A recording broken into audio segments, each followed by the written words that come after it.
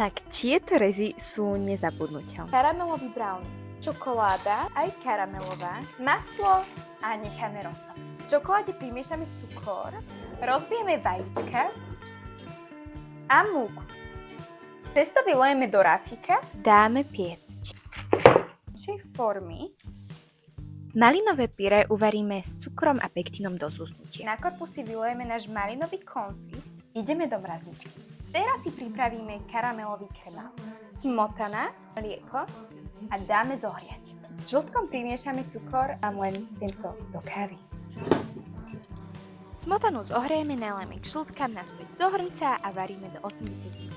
Karamelovú čokoládu si rozpustíme, nalejeme na čokoládu. Tieto zábery som omylom točila na slow-mo, ale vydala som to do rafika a nechala zamraziť.